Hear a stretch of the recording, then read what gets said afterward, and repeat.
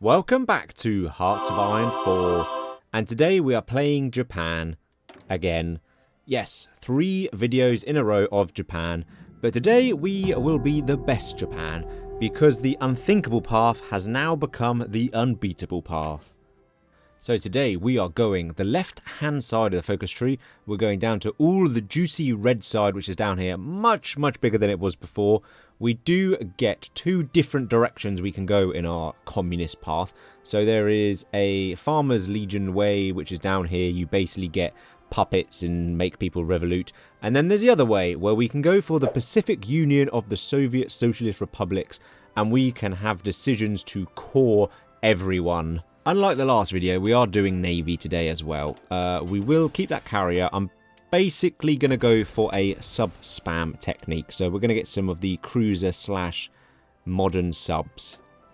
We are going to need an agency on the go because I want to do some collab governments in China. Because we have to take them on quite late in the game, it's going to be a little bit difficult because they're going to be more overpowered. I would like this artillery bloke, but I think we lose him, so there's absolutely no point.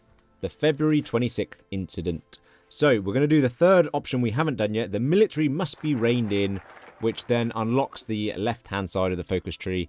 And you can also go the democracy route down here as well. But we're not going to do that. We're obviously doing the red route. So we need to wait until we get Abe as our leader, which comes in a decision and an event in a little bit. So we've got a bit of time before we can do that one. We will go and get the Yakuza support for some political power gain as our advisor and some more of the army when the Civil War kicks off. The army is kicking off and has assassinated our Prime Minister, which is good because we need that to happen for, obviously, the decision and event. So we've got a random bloke in charge now. We now get the event here where we've got to get a new Prime Minister. So we're going to go for the Socialist, which then unlocks the Communist side of the tree. Mr. Iso Abe is in charge. The military has declared a strike, so they're throwing their toys out of the pram because they don't want the Red Party to take over. We'll continue grabbing a few of the agency stuff. The military is entrenched, which means we can now go and do some of these little decisions to turn states over to our rebellion. So I think I'm going to go for the north. I've done the south before, which worked pretty well, but let's try out the north. We want to grab a few of these. I don't want to overdo it because I don't want to waste all my PP. With old Abe in charge, we can go and secretly rebuild the JCP, and we will then have another civil war once the main civil war kicks off. Secretly rebuild is done, which means we can now go and hire Kozo the Ogre, who gives us a political power gain of 10% plus, which is excellent because we need to hoard PP. We've got a few focuses we got to do to get to the return the Manchukuo exiles. We'll probably pick up the young officers as well for a larger army when the civil war kicks off. We'll go and do some pamphlets to give us some communism support. We'll do a few of them, but again, I don't want to waste the PP. We don't actually need too much communism to go down the focus tree. A rural base. Right, really annoyingly, I got the top island when I did the bottom islands first, but now I've been given 2 bits down the bottom, so I suppose we'll go for the remote one that, you know, we can guard the exits across the straits there, so that should be fine. Establish guerrilla units. That's okay, because this only requires command power, which is fine. We don't mind using that. I mean, we've got to wait for it to tick up, but that's fine. We don't need to hoard that at the moment. Time to revoke the peace law, which kicks off the civil war and communism. Miyazaki incident. The revolution kicks off. There is probably the largest box of information. It actually goes off the page, so we don't know all of it. But basically, the civil war is kicking off. We get a double civil war going on with the state of Japan and Imperial Japan. We've got a few divisions here on the island, which is okay. They can just guard the entrances, so we should be able to hold out here. We don't have any field marshals, which is annoying, but we do have a load of generals, and they all have lovely new communism uniforms, which is very nice.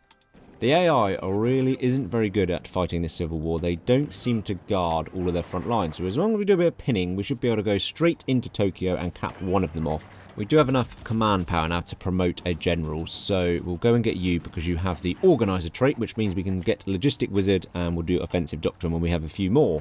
If we can just walk straight into Tokyo with our... Yeah, we have. Our cavalry's walked straight into Tokyo. Weirdly, they haven't captured yet, so we need a couple more provinces to knock them out. I could request Soviet support, but I feel like that will be very negative to us in the future, so I'm not going to. We should be able to get at least one encirclement. If we cut across here, we might be get a few more, but they are pinned in place, so there's absolutely nowhere for them to fall back at the moment, so this is great. can't believe they haven't been knocked out yet.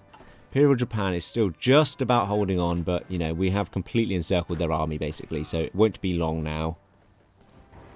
Is that it? Osaka should be it. There we go. Take Osaka, and Imperial Japan is done. There goes the Civil War. We have a load of navy now that we've got to reorg back in because it's made 50 million different fleets for some reason. Time for the red sun rises for a new era, and we get to decide which branch of communism we want to go down. As I said before, we are going the lecture group, not the Labour farmers.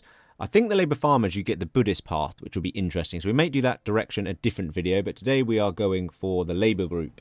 I don't know why this doesn't auto-complete when you do the decision, but we will get to the leader of the lecture group. We will probably change because Mr. Baldman here isn't very good.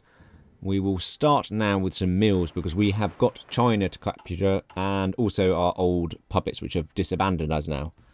What leader do we want? He has the first chairman, which is the same as you get here, but he gets some bonuses.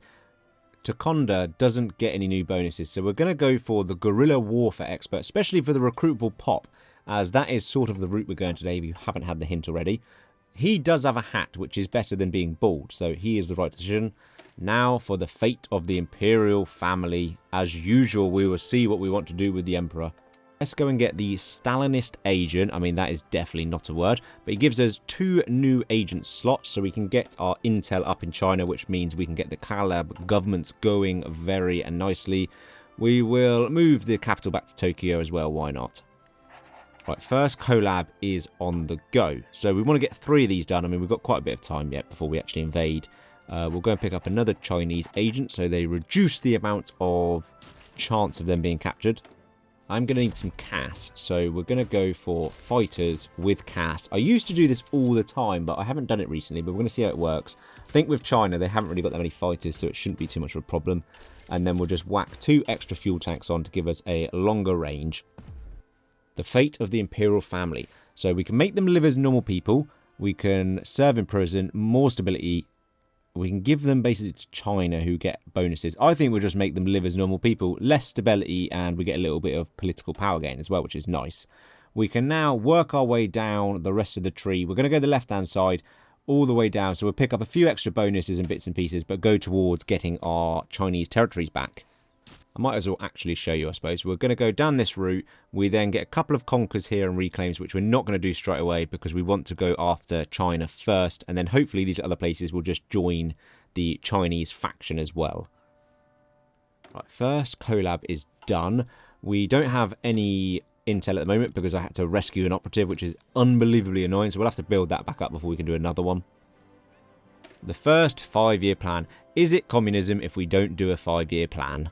Let's just set up our naval invasion for Shanghai. We'll just do it as it's intended. 1 little thing and 6 divisions. Right, we're going to have to reclaim basically our lost territories first before we can get the Chinese one. And like I said, we will then declare on China and hopefully they'll join the faction. Put an end to Chinese feudalism. Right, declare immediately on China. I mean, we've got loads of decisions of why we want to do it, but it's irrelevant which one we pick. The Japanese People's Republic declares on China. We'll go and give you an admiral and we'll get you on patrol so we can actually do our naval invasion. Let's immediately declare on everyone else we have war goals on. This should, fingers crossed, bring them into the Chinese front faction. Okay, we've landed, which is good. They have got a lot more divisions on the coast than I was kind of expecting. I mean, we've still made a landing, but I thought we'd be able to quickly overrun them. So I need some backup quickly before they start reinforcing. Let's set up another naval invasion immediately just to open a second front, which will distract the Chinese, and they'll have to split their divisions, which will come in handy for us. We're going to do these focuses here, I think now. These are all like economy-based ones and bits and pieces, which we didn't need before, but we might as well pick up now. We have our war goals. We're going to go on to civilian oversight, and we'll obviously put the military police in, and we basically want to get the compliance up. They are really, really force attacking me here. We're doing okay. We have got Shanghai to fall back to and then retreat, so it's not that bad. We are winning the air war. They do actually have a few fighters, so let's get the rest of ours over here. That's on the other army ready for the next naval invasion, but we need them in China quickly. Okay, we managed to reinforce, meme them out. So we've got another beachhead here where we've got a port we can fall back into. Hopefully we can not get pushed back, because if we're actually on the tile and we've got nowhere to fall back and get our supply back, it's not great. Let's open up a third front as well with our third army. Hopefully the Chinese will reinforce this as well and then just cycle chargers, wasting all of their equipment. And then eventually we should just be able to knock them over like dominoes and push out once they have just completely wiped themselves out. Let's move some of the Cass over here as well to the south just to help out, because the Cass is king. Okay, right. They haven't got as many down here, which is good. So we might be able to open a bigger front. So immediately get the rest of this army over. See if we can grab a few extra tiles, so they will have to spread themselves even thinner to manage to man the whole front line that we'll have. This beachhead is pretty secure. Once we get 1 or 2 more tiles just away from the port to give us a bit of security, let's start getting some planning bonus going, I suppose, because we haven't got any front lines actually on the go. So we'll just do 3 of these, and then hopefully we'll meet it up and we can do a field marshal order. We'll go and start on fleet submarines, and we'll get some of them going. We can put them onto repair, that's fine. We'll also get some doctrines going, so we'll go for something like this with artillery power, which is soft attack. If we can push through here, we might be able to get a few encirclements off. I feel like I need to dwindle their numbers down a bit with a few quick encirclements, and then once there's less on the front line, we should be able to just roll them over. That's our third collab government done, I believe. Yes, third one, so we're at 100%. They have actually reduced the amount of surrender limit that reduces. I think it's gone down from 30 to 15%. We obviously will get the compliance bonus when we take over, though. Okay, if we can just meet up, we can. There's a little force beam back. Right, we'll quickly close this encirclement. Now we have 2 of our front lines met up. Our army has got a little bit stronger, and we've got a little bit more pushback. Right, I think we can just bowl them over a bit now. They have wasted all of their equipment and manpower by the looks of it. We've got pure green air with a load of Cass. They've got a few fighters, but nothing that's going to be able to stop our massive Cass with our guns. And we are getting a lot of Cass damage. If we can just... There we go. There is the 3 front lines met up. So we will just extend our field marshal order, and we'll make the 3rd army join that so we don't lose our planning bonus. Really annoyingly, they haven't joined the faction, so I'm going to have to take like Taiwan and Korea and bits and pieces afterwards. And I might have to do that soon, actually, because I definitely don't want them to join the Allies.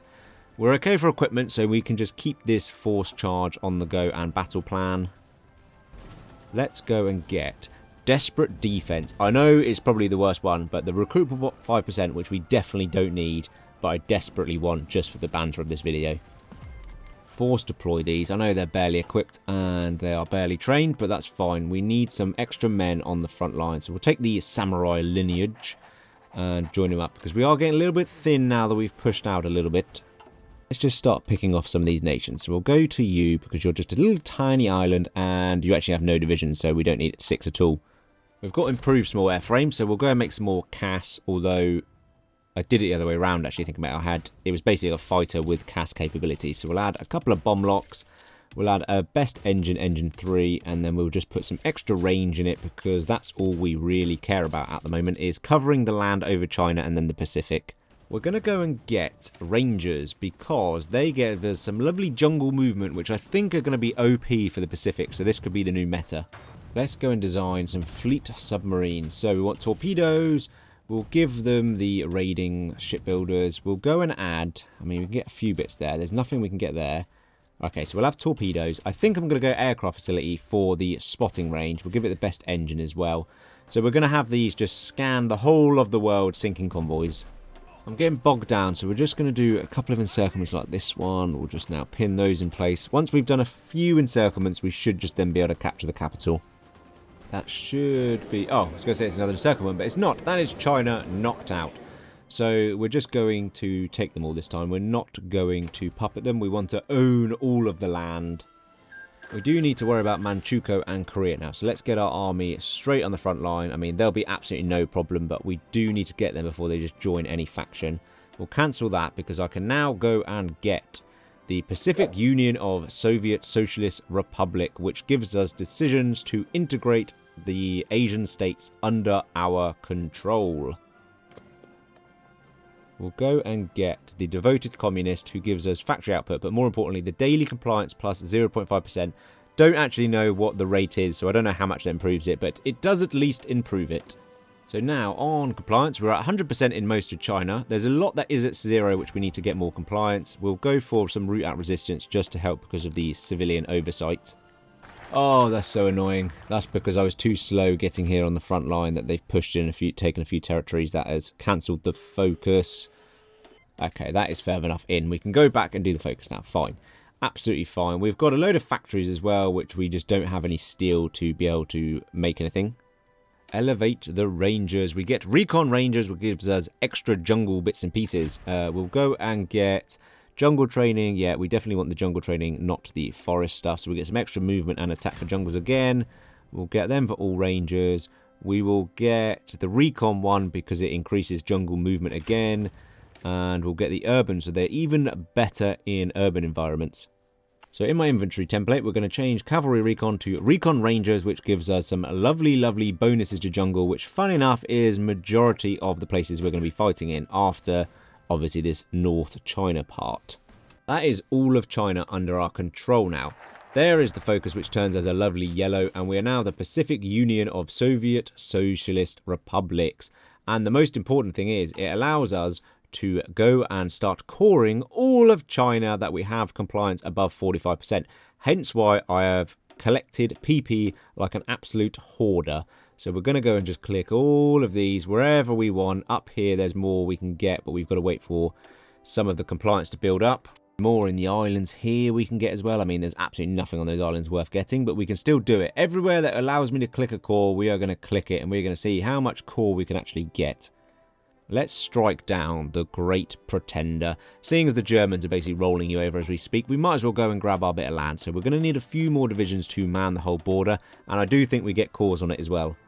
There's the first lot done, and we've gone up to 18 million manpower already, so more than we'll ever need in this game, but we're going to go and click every new one that comes. We basically move across China every time we click some. I will go and up to service by requirement.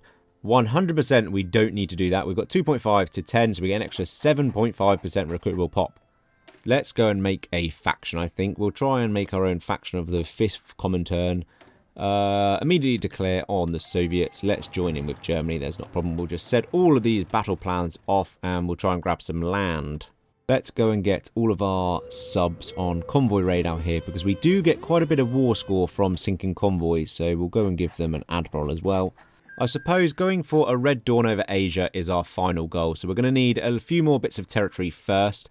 We'll go and start mobilisation, actually. We get a bit of mob speed, seeing as we have upped our conscription law. We are at 32 mil, but we don't really need any more manpower. But since we can core places and we have the PP, let's continue to core them. I'm going to up this with some more infantry. Because I've got so much manpower, I feel like I should at least try and use it. So we'll go for 30 width, and all we'll do is up the manpower. So there's absolutely abomination of a unit. Everyone's going to hate me for that, but hit me up in the comments with your disappointment in that template. I don't really care. Let's go and get the modern Ashigaru, and we get some militia, which are crap, but we get 2% recruitable pop, which is brilliant, because we've only got 39 million at the moment, and that's just not enough, really, is it? We're at 23% total war participation. We are getting a lot from combat damage, so just cycle charging with the many men happens to be the best way of getting war score, it seems, at the moment. What are we at now? 97%. We've almost met the German front line. I mean, if they just took Stalingrad, that would cap them, but they just can't be bothered, it seems. If they're not going to do it, why don't I just try and do it first? So let's just go here and buy our way down there. I don't have as much as the Germans, but we do have a fair amount. So I should be able to take basically all of Siberia and quite a lot because it is really cheap and useless land. There we go. Now what I've done is I've created a puppet of the Sampmi people because mainly they have a lovely council as their leader, which is always nice. But secondly, it won't get invaded and we're going to use that as our sub-base to be able to surround Britain and hit the Atlantic here. We are a chonky boy. We've only got 92 million manpower, which isn't really enough. So we are out of PP-ish, but we're going to pick a couple of these provinces and we're still going to core. I mean, we can do a bit of Russia as well now. I can't even do resource security yet. I mean, I've conquered half of Asia and I can't do that yet. That's definitely not our leader as well in there, but I don't know why he's there. The rest of the focuses are basically going after the allies. There's like 4 focuses that do the allies, and then we do need that for the Red Dawn. I forgot we're the 5th Communist International now. We do have some borders with the allies, which is a bit of a problem, but I think I've got enough men to be able to cover it. The Philippines isn't in the Allies, and neither is the USA, which is good. So they'll obviously join when I attack the Allies, but at least if we can get a bit of land before that happens. Let's design some wild marines. I'm going to add rangers into it because Paradox basically hinted that they want people to experiment with templates. So we're going to have rangers and marines. So we'll have good jungle / good amphibious invasion, load of artillery obviously the recon rangers, and a bit more artillery.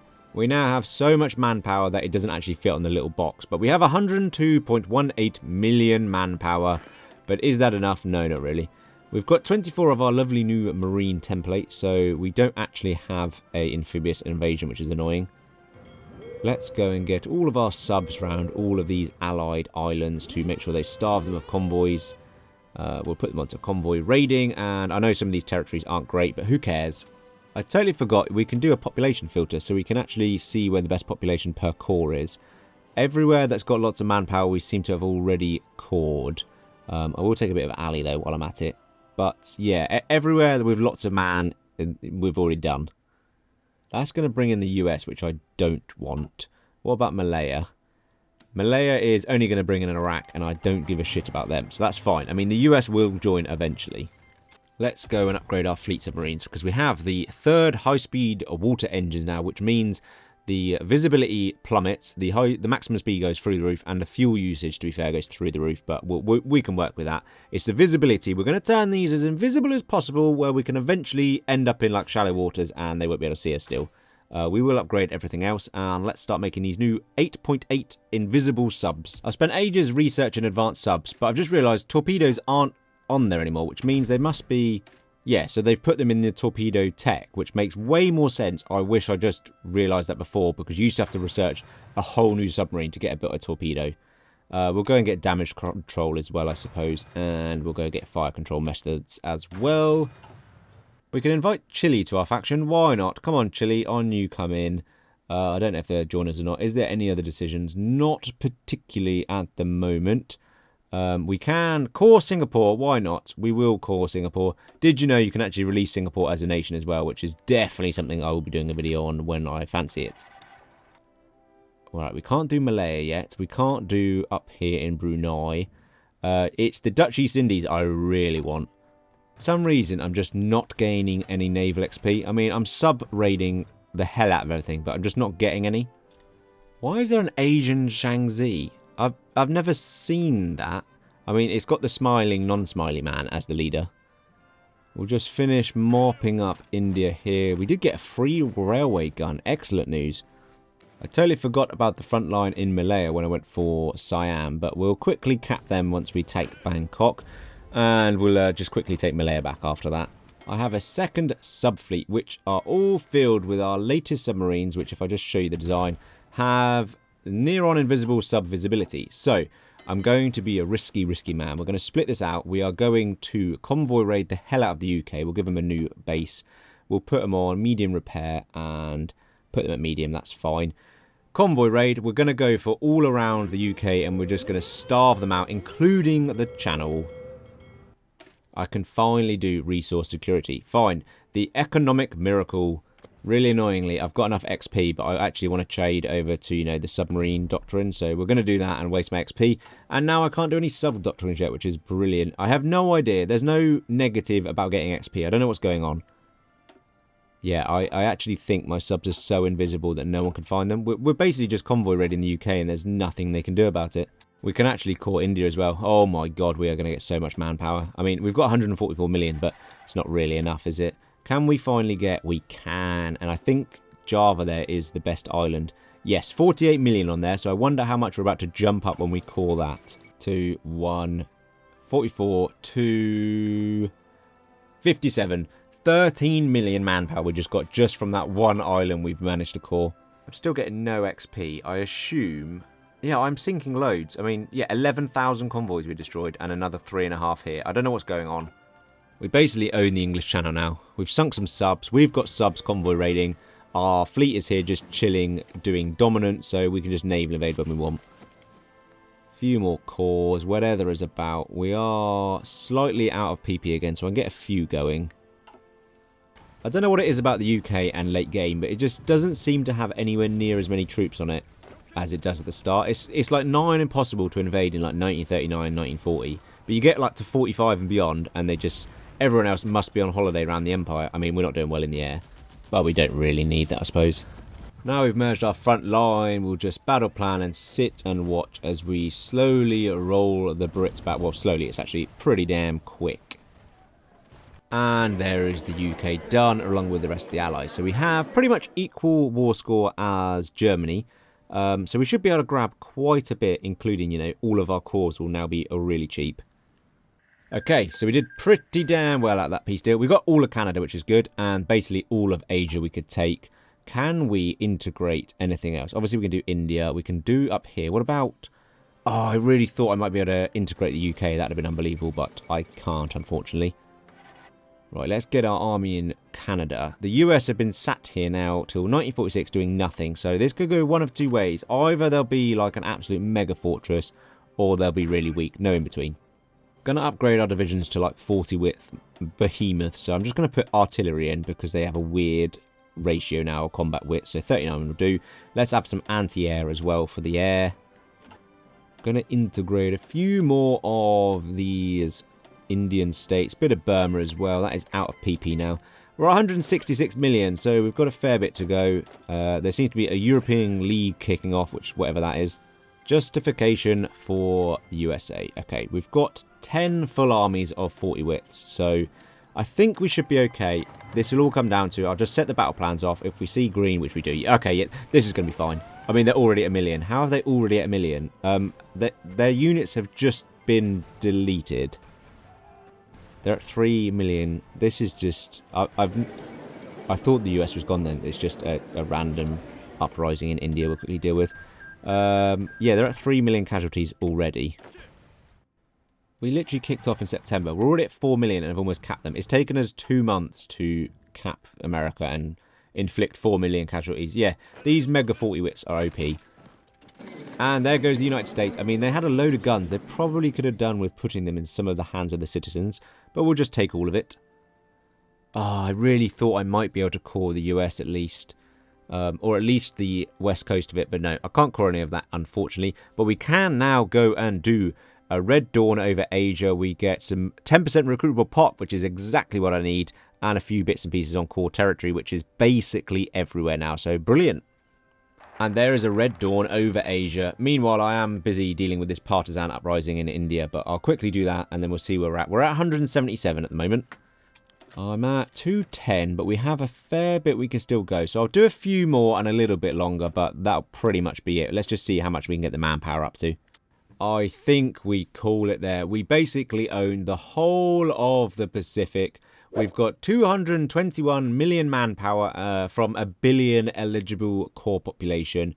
I don't think I've ever had this much manpower. Even, do you remember the old rifle-only ones for the OG viewers where we did rifle-only, see how much manpower we can get? 221 million as Japan now. I think this is a new record. So, yeah, we will leave it there. We've got 140% total manpower modification. Plus, we've got, what, 16, 17, 18...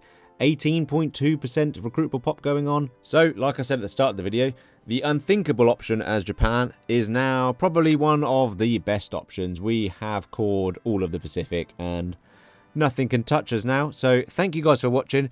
Shout out to our followers. Thank you for always supporting the channel. Hit the subscribe button if you want to see more. Let me know in the comments where you want me to do next. Probably won't be Japan. And thank you guys for watching. Peace out.